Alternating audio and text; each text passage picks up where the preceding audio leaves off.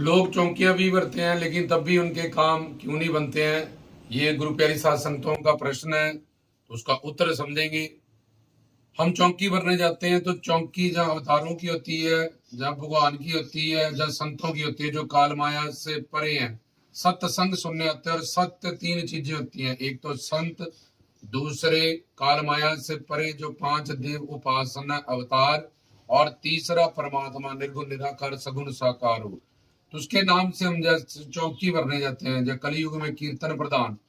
तो हम जब चौकी में जाके बैठ जाते हैं, जहाँ तो हम कानों से सुनते हैं और जहाँ फिर हम जुबान से गाते हैं, जहाँ इंद्रियों को कई बार साथ ले लेते हैं। लेकिन मन, जुबान का काम है गाना, कान का काम है सुनना, लेकिन मन का काम है जुड़ना। इसलिए हम शारीरिक तौर पे तो वहां बैठे रहते हैं, लेकिन मानसिक रूप में हम रज तम सत गुण के संसार व्यक्ति वस्तुओं से ही जुड़े रहते हैं। लेकिन हमारे जो भी दुख हैं आदि देवी का आध्यात्मिक, उसके संचित कर्मों के आधार पर हमें वो कर्म हमने किए हैं, जो पिछले जन्मों में कर्म, उसके कारण हमें दुख दिए जाते हैं, जिसके कारण हमारा मन दुखी है। तो मन का काम है जुड़ना, कान का काम है सुनना, जुबान का काम है बोलना।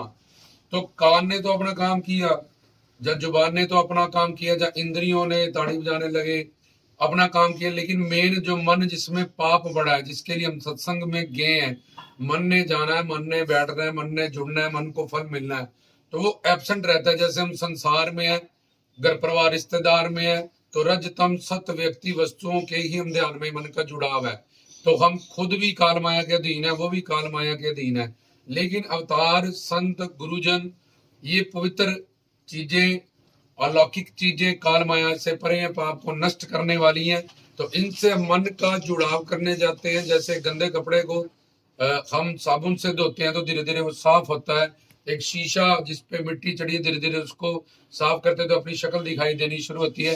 तो मन एब्सेंट होने के कारण, मन का वहां मौजूद ना होने के कारण हमें सत्संग या चौकी का फल नहीं मिल पाता। और जिन भी कारणों से, जिन भी कामना लेके हम गए हैं चौकी में, और उसके जो भी कारण है उन दुखों के, वो हमारे कर्म है, ये पापी मन है। तो मन का जो पाप है वो भस्म नहीं हो पाता, इसलिए चौकियों मरने के बाद भी काम नहीं बन पाते। लेकिन मन का काम, जैसे हमने किसी भी संसार में किसी को याद करते हैं, बात करते हैं, तो पहले मन में उसको लेते हैं। ऐसे ही हम जिसकी भी पांच सगुण साकार देवता की जो काल माया से परे हैं, जब भगवान की, जब संतों की चौकियों में गए हैं, तो पहले मन का जुड़ाव करें, मन में उनको लाएं, हरि गुरु को, पूर्ण गुरु को, और उस राधे इष्ट देव को जो काल माया से परे अवतार है, उनको लाएं।